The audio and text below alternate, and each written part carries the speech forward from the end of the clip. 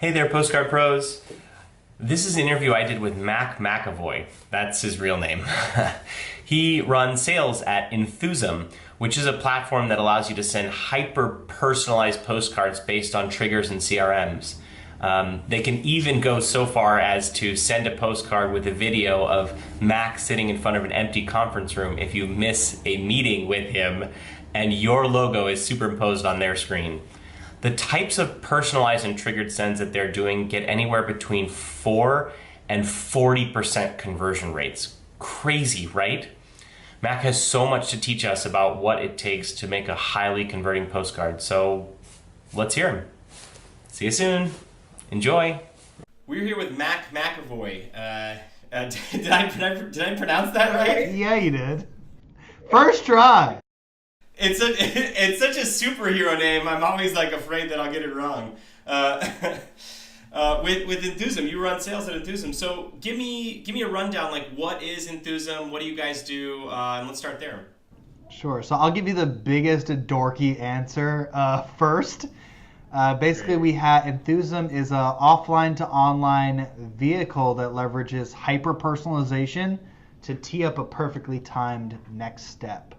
So essentially what we're able to do is send out hyper-personalized type of cards. Okay, they're like the size of a postcard, open up like a greeting card, and these can be sent out en masse, one at a time, or in most cases as like a trigger point inside a marketing automation system. But what's unique about these cards is that you can send something out, build out a template, like let's say, and I'm holding up a card here, let's say in this card, this template design is like a bunch of people sitting around a conference room table, right, looking at a screen, and then on that screen, we can programmatically pull in like their social media profile picture, their logo, any kind of text data like their name, and you can see that changes every single time for the recipient.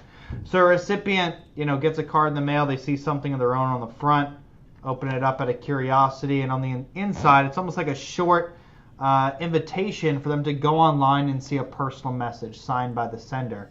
So it's very much inbound feeling in its approach. It's proactive in sending out something physical, but allowing that recipient to kind of react on their own time, go to a website and type in a code to see a personal message when they're ready. And when they do that, when they go online and follow those instructions, they're usually led to some kind of video content of that sender talking to them with a call to action underneath. And even just by taking that offline piece, going online and looking at that video, it can even be triggered into another workflow in some kind of marketing automation system as well. Wow. That's a lot to digest. A mouthful, I know. Can you take me through, I got sort of two questions. Can you take me through what those triggered actions look like? And also what a video looks like. Is it customized to the person? Is it customized to the company? Does everyone get the same video? Just walk me through those two things. All right, yeah, so I'll give you a real world scenario, okay? I'll give you two of them, in fact, all right? Two for the price of one. So let's say that, let's say you're using like Salesforce and HubSpot or SharpSpring or Marketo, whoever, right? Wherever you record your deals in, let's say that you mark a deal closed won, it's a brand new client. Well, just that trigger point can send out a card that might be a thank you card that repeats their logo over and over again. Programmatically, it puts that together. Recipient gets that card, opens it up. It's something like, hey, thanks for, welcome to the family. We love, earning your business. I'm glad we got across the line. I want to introduce to you some of the support team that's going to be helping you with this. And by the way, use the form below and refer someone else that could utilize our services. So just by marking that deal won or closed won, a card could be triggered to go out where it would actually lead to a easy transfer between the salesperson to like a customer support person and ask them for a referral. Another way to use it, one of my favorite integrations that we've had for about a year now, is using my Salesforce account and HubSpot account. So in Salesforce, if we had a meeting scheduled and you don't show up for that meeting, I can mark that meeting unheld as an event inside Salesforce. And we set up a business rule saying, look, if that meeting sits in the status of unheld for 3 days straight, meaning that I couldn't reschedule it on my own, right, manually, if it sits in that status of unheld for 3 days straight, automatically send out this Enthusum card. And what that card, if you could imagine what it would look like, it's like it's a picture of me sitting at the end of my conference room table, looking at my watch, and then on a projector screen behind me is your logo as the recipient. And it programmatically puts it there. Inside message is like, hey, look, we had a scheduled meeting. I get it. I just want to reschedule, but I want to do it on your watch. When you're ready, go to this website, type in this code to see my message. So when you get to that point, it's a webcam video that I shot about a year ago where I'm saying, hey, look, I get it. Business and life happens. We all get busy. Look, if we're not going to meet until sometime in the distant future, use the form below. Tell me when. Or if you want to meet sooner than that, I'm actually typing you up an email right now with my availability for next week in it. You could just select a time from there. When you go online and watch that video from the card and type in that code from the card, it triggers my HubSpot account on a delay that says, hey, send an email out in 5 minutes time that has all of my availability in it next week. So me as a rep, all I did was mark that meeting unheld like 3 months ago or whenever I did. But it's still using my face, using my name, and putting something tangible in front of someone to reschedule when they're ready. Wow. That's how long did it take you to build all this functionality? The functionality on the back end is one thing. The integration itself is simple as hell. I mean, a lot of people have said this is one of the easiest integrations that they've applied inside their CRM or marketing automation system. It's how anyone that's using any kind of marketing automation, how they need to think about it is like it's the same as an email, right? So at any point, someone downloads a white paper, someone subscribes to my blog, I can have an automated email go out that's templated for, hey, thanks for subscribing to the blog. And it can use variable text for their name or their company or whatever else. What we're doing is taking variable imagery, right? In our cases, we're taking screen captures of websites, logos, profile pictures, even the outside of a physical location like Google Street View, and incorporating that into a design. And it programmatically pulls all that together, sends it out, and then leads someone to a video that makes sense to be matched up with that. So go ahead. You were asking about the video and like how we do that at scale. There's a really easy way to do it that I kind of follow. And if you look at it by funnel, right? So you have your top of the funnel that you're going to be reaching a lot more people. Your video should be more generalized, right? The rule of thumb when doing stuff like this that we like to think of is like, if someone is reacting to a card that has their company, website or logo or your face on it, it seems very personal. If it's signed by an individual, it seems like, hey, this person went out of their way to get in front of me. Now, when you go online and type in a code to see that video, you don't need to mention someone by name. Just mention the common characteristic about them, right? So at the top of the funnel, it's like, hey, thanks for picking up this card and watching this video. Here's what I wanted to tell you. Here's the thing that I want you to do next, or expect a call from me here in a little bit, right? In the middle of the funnel, you can start to get more segmented, right, by what they're reacting to, or someone looked at a deal from you, or somebody hasn't responded in a while after you sent them some kind of information. You could do more segmented videos where it's like, look, I've dealt with I have a lot of clients that are HVAC companies in the Northeast, just like yourself. Here's what I did for them. And you just do a different video for each section of of your territories and each vertical that you're in.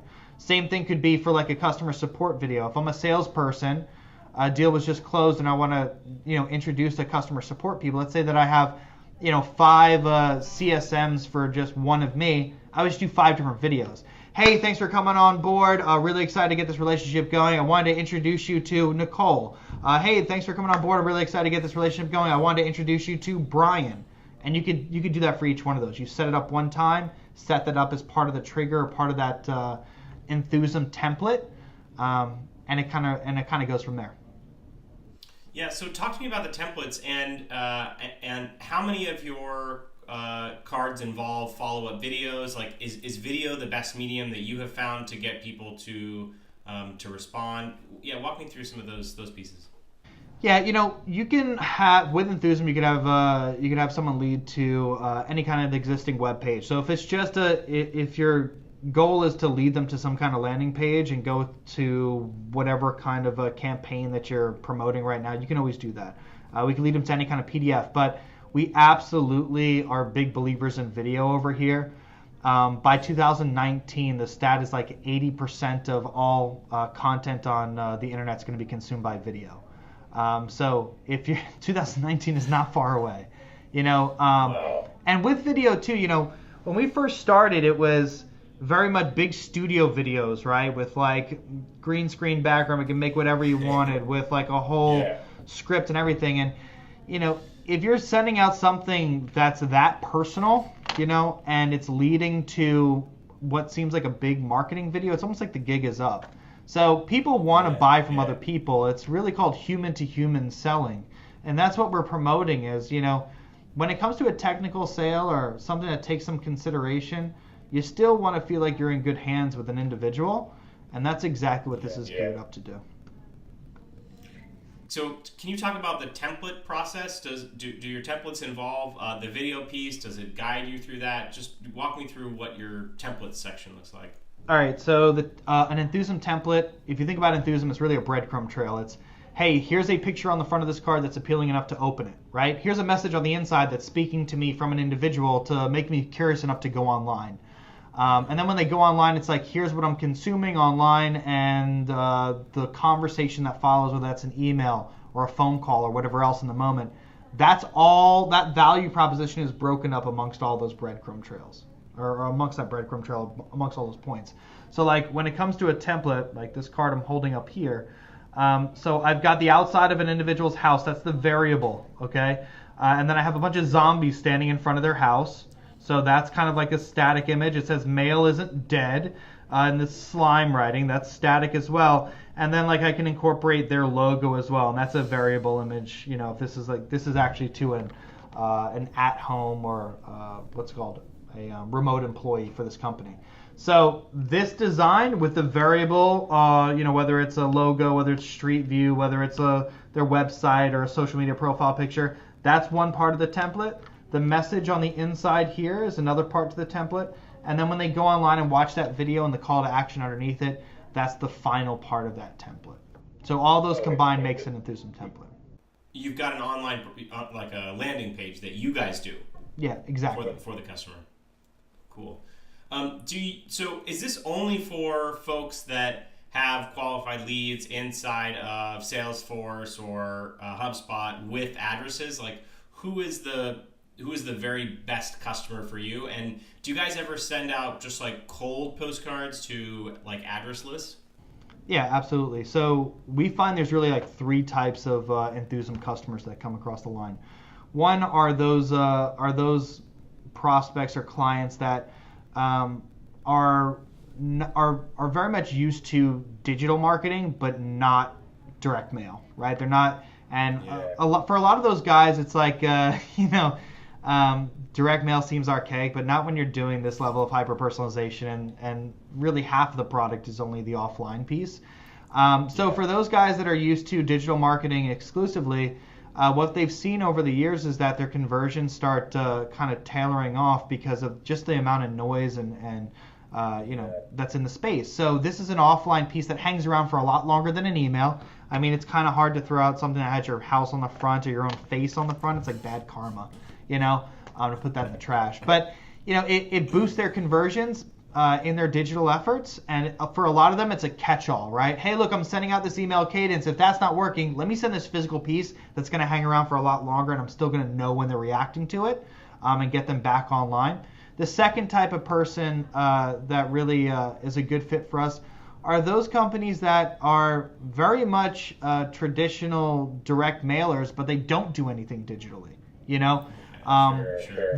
It's a really easy way to show them something that's familiar, but walk them into today's digital era and show them like what kind of accountability and transparency they could see behind this, and how far back they could track those numbers. And the third type of customer that we bring on are those guys that they've been traditional in their direct mail side of the business for a long time, and it's been a good revenue source for them, so they don't want that to go anywhere. And then over time, they brought in a different team that's a digital marketing team. But those two approaches don't talk to one another. They have their digital marketing efforts and they have their direct mail efforts, but it's not an omni-channel approach.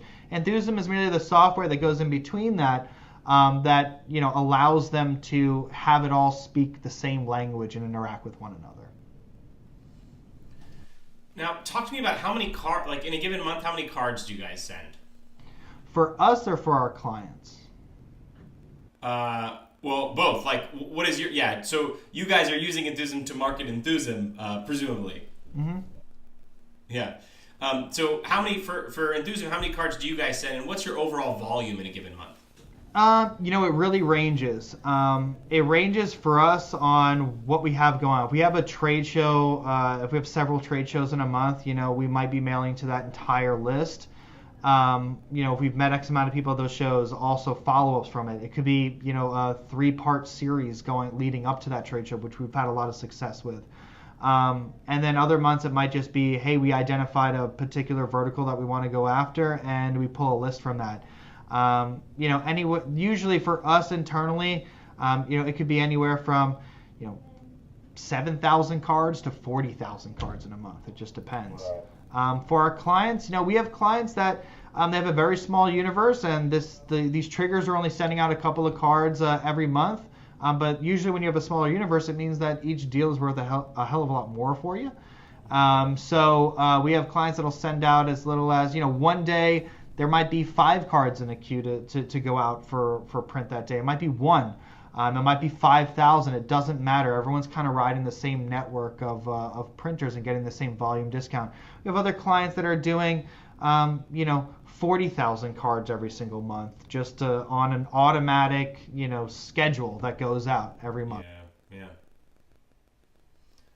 Now, what is the conversion rate? I mean, talk to me about the range there between different clients. Like, what are you seeing on the low end, and what are those customers doing? And then what are the really high converting customers doing? What types of postcards? Who are they going out to? Walk me through that range. Sure. So there's really just there's 3 or 4 different things that really go into what I see as good factoring the conversion rate the most. One is like your list and data has to be good. You asked me a question earlier about people that don't have a mailing list. We have a lot of connections to where we can append a lot of information to that. But if your leads are interacting with the brand somehow through automation, the pickup rate's going to be a lot higher just because it's one conversation across all their channels that they're having. If it's a dead cold list, those rates go anywhere from 4% to 12% for a response rate. And what we track as a response rate is when someone actually gets a card, opens it up, follows the instructions, goes online and starts consuming that content. So there's a lot of intent there behind that. It's not like an email open rate where someone's just trying to get through their inbox. Like, people are taking action here. So 4 to 12% on cold prospects. On average across the board, our clients are getting 10%. But when we project out a new campaign, we project 4. But the factors, how clean your list is and how engaged those people already are. I'll tell you, my highest response rate of all time for a client, I think, was 42%. But they were giving away a giant drone at a trade show when drones weren't so prevalent. So that definitely has a factor, Yeah, what's the URL? I'd like to go apply. So it depends on the offering. And I'll tell you what, the biggest mistake that a lot of people have when it comes to these type of cards is they're used to traditional direct mail where you have to give away everything up front. You have to give away the entire value proposition. If you tell them everything there is to know on the inside of the card and put all the information there, people are so busy today and their attention is so splintered throughout the day that they just look at it, they read that information and say, okay, I'll come back to this. And reality is we move on with our day, and it's just, it especially sending out timely based cards and a trigger point, it just hurts that. So you have to be lofty enough in your message on the inside, or keep enough back for the video or the conversation to follow that it gives someone a real incentive to say, okay, well, let me see what they're talking about. So you can identify a lead and when they're engaged in the moment, as opposed to just someone reading something. So I have 2 sort of follow-up questions. One about cold list. Where do your customers get cold lists that convert from 4 to 12%? I mean, what are the types of things that they are doing? And 2, how do you think about the design of the card? I mean, if you're in a templated system, are these just sort of really fixed designs that convert really well, or is there some flexibility? So just walk me through both the cold list piece and also how you guys think about design for conversion. So for a cold list, there's just certain list providers that we've worked with for several years now that can pull good data for us. Once you start getting into that world, it's pretty easy to recognize that all these guys just kind of borrow from one another. It's interesting on the list side of things, and this isn't something that like we just offer internally. It's usually someone else that we're putting someone in touch with. But it's funny sometimes. Same thing. Yeah, people come up with like really specific requests, right? Like I had one particular client that I'm thinking of, or prospect, and they wanted to find people that were cashing on their life insurance, right? So there's no like real column in any data point that's going to say yes, I'm really interested in that. But what they do is they run models where they'll say, okay, so these people make between this income, so they have the highest propensity to have some kind of life insurance, and they just recently went from a Mercedes to a Toyota, signifying that they have some kind of money problems. But that's available data, and they run these models. A lot of times, the best way to go about doing it is you take a list of really good clients for that particular category of campaign that you're running, and they can do lookalike data, and they can start matching it, and there'll be threads in there. And I feel like in the future, this is where AI is going to come in a lot into play. Compressing a huge list of contacts and all these different attributions to them. Some kind of artificial intelligence will be able to see trends in that human beings won't be able to in the time that they can.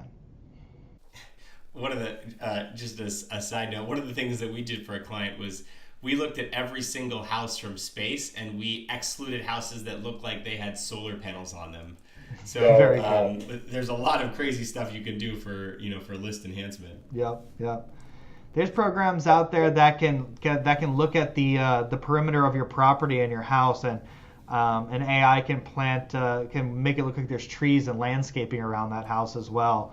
And give you a quote for it. It's nuts. That's cool. Yeah. So walk me through the design piece. Like, how do you think about design that converts? Do you guys A/B test designs? Is there like, this is the design we want you to use? Just like take me through that. Yeah, so I talk about templates, but those templates are really per customer, right? It's not like, hey, here's what everybody gets, and we're just going to water down any one design. It's what would work for that particular campaign. And how we're going to incorporate those variable images that we have. So one thing that we look at is like, well, what's the data look like? If we want to use social media profile pictures, we need to have email addresses for those people. If that's not in the data, then that's not an option for us, or we have to append that. So we work around the data that we have, or we append for what we want. We try to make it speak somehow to the inside message, like.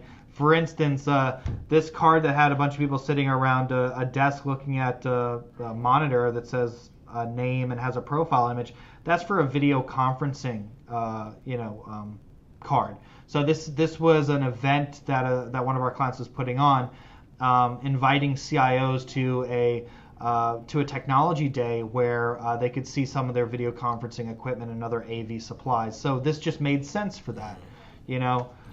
Real estate agents, putting a sold sign in front of a house with pulling in like MLS data that says sold for $359,000 for an off-market listing, that just makes sense, So you just got to think about stuff like that. We put those templates in the account, and they could use it when they want. And we also set up like defaults as well. So it's like, hey, look, if this doesn't automatically pull this, I want to default to this other type of template, or I want to cancel this thing out completely. So it'll catch kind of everything. So what's something in going from direct mail 1.0 to direct mail 2.0? What's something that really really need to know, or what's something counterintuitive that you might not think about that maybe improves conversion, or is an interesting design element, or about the list? What are the things that we need to know coming from an old school way to this new personalized world?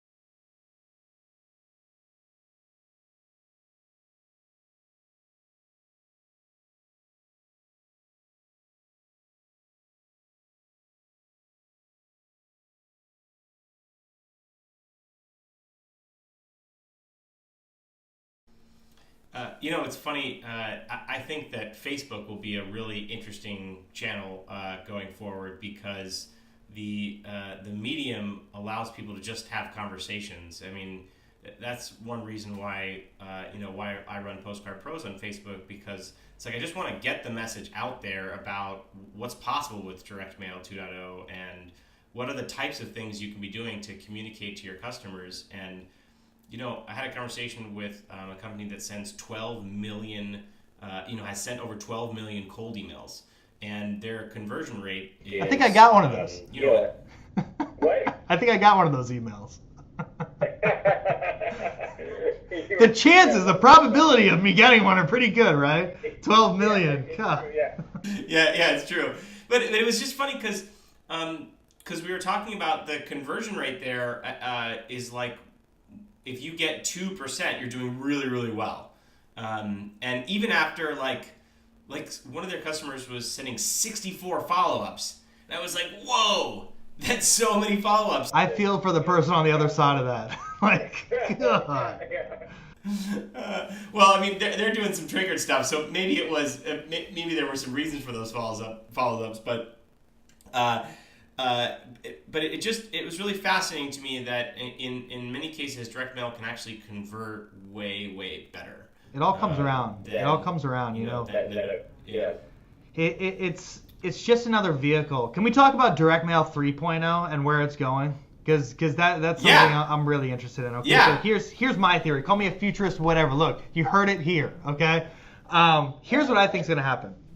So I was on the phone with a particular company the other day, and I had an idea that this is where things were going to start going when it comes to sales tech, and they confirmed that they're already working on this. So if you think about automation, right? Automation is only as good as the information that's put into your CRM and your data set before having those trigger points, right? Well, the last human touch before that happens is usually like a sales rep or customer service rep who's inputting that information inside of some kind of field, right? And they're typically terrible at it. They're still human beings, and there's a ton of errors there. So what this one company is doing is they're working with call centers now, and it's a machine learning tool that listens to, I think, like the average 10,000 hours of talk time with reps, right? And it can start predicting the outcome of calls, okay? So it can tell by voice inflection and all these other things and the way the conversation is going, and start sending notifications to those reps like, hey, you're kind of screwing this up. You forgot to bring this up, which is crazy in and of itself, right? So that it knows that. But I asked them, I said, can it update a field in a CRM? And they were asking like, well, what do you mean? I go, does it know, with 10,000 hours, it has to know who the caller is, who the rep is, and who the client is, right? They said, yeah. I said, so if I ask, how many employees do you have, and you say 136, can it take that, quantify that, and then put it in a field in Salesforce for me? They said yes. So if you think about what that can do, now essentially a sales rep could have a conversation.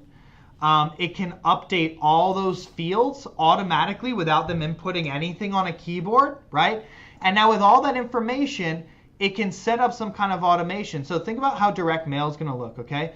Let's say that you call into AT&T about your cell phone or something like that, and just through regular conversation, you start talking about dogs, and it's like, oh, well, I have a Saint Bernard, It can hashtag that term Saint Bernard, and maybe in the future it goes out, it sits in your CRM or marketing automation system, it goes out to Shutterstock, pulls a picture of that Saint Bernard, puts it in front of a Hispanic family because it recognizes that your last name is of Hispanic descent or whatever, and then uses that on the next piece about your phone upgrade. And it's just more appealing to you because that's your type of dog, I think that's where direct mail isn't going to go anywhere. Just the segmentation, the inputs that are going to go into that imagery is only going to get better. Guys like me and you we're at the whims of the technology around us, right?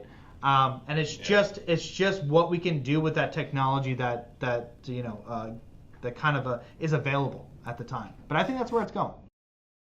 It's going to be your mom, your partner, and your mailman that know the most about you then. Right. No, but think about think about how much information we give up every single day. voluntarily, right? Like people are like, oh, Big Brother and this and like, no one cares about you, like no one. It's a compute. It's an algorithm that's putting together all these things. So it's gonna look at things like what you watch on Netflix and your sense of humor and the brand representatives that mean the most to you, and it's gonna use those. Did you know that 75% of all Netflix original content is based off an algorithm? Wow, I believe that because I heard that Netflix is making another Adam Sandler movie, and people are like, "Why are you doing that?" And they're like, "Because that's what you watch. Everyone on Netflix you guys asked for Adam it. Sandler movies." All right. So like think about House of Cards, right? What is House of Cards a combination of? It's a combination of Dexter hearing the villain talk in his own head and West Wing. That's what it is. Dude, they have a show on there for kids called Dino Trucks, and it's about monster trucks that are also dinosaurs. Is that like, of course. That's what every little boy always wanted as a cartoon. Well, I was cruising the Verizon app yesterday, and now they have a rewards program that you can get rewards just for paying your bill. Because that's a rarity. They're pretty substantial, but to get these rewards, you must accept that Verizon is basically going to use all of your web browsing data to advertise to you. So, and Verizon has they have my phone number, they have my address, so it wouldn't be obscene for Verizon to send me a mail that said, here are the 4 things you watched on Netflix. Like, why don't you sign up for Verizon Flix for half the price, and we have all of these shows. Exactly. Or at least like, you know what, your next Verizon ad in the mail, is sponsored by Game of Thrones. Game of Phones. It's called Game of Phones, okay? Let's play. What house do you belong to? Those are the real things that are going to happen, I'm telling you. And what's crazy where people get it wrong is like they think that there's somebody in like Silicon Valley behind a desk watching you. Like, no. It's an algorithm that's pulling together a bunch of voluntary data, and usually your name is already masked off something. I mean, when it comes to print, there's bonded mail houses that that no one actually ever sees that list. Like a trade show will release a list to a mail house, and then you contract with that. Like there's laws in place to protect people from that stuff, but I just think that we're all egomaniacs, and we think that some other human beings like really watching what we're doing. Like, dude, most of our lives are not that interesting, I can promise you. So if someone forced you to only include one piece of personalization in a direct mail piece, what would that be? What is that one or 2 things of personalization that will improve your conversions the most? That's a great question. So as of right now, I would say using Street View only because of this reason. Because if you hand me a list, all I need is an address to pull that variable image. You know what I'm saying? Yeah. So it's a really easy catch-all. But when I'm using someone's like social media profile picture on something, it definitely grabs someone's attention. To show how detailed this thing can get. We're even incorporating now like AI built into it that recognizes, hey, this is a male or female. They're between these ages. So it even reduces any kind of error when it comes to that. Wow. Well, thank you so much for taking the time to have a conversation with me. I'll be posting this on Postcard Pros, which is the Facebook group. And I think, people are going to be so fascinated about the types of personalization that you're doing, and I think the most important thing is how that actually relates to the conversion rate, and the insights you shared with us about design are spot on, right? I think that a lot of our customers even it's like, okay, I've got a 4x6 car and I just want to cram as much information as possible, but really you want to do the opposite. You have to teach people.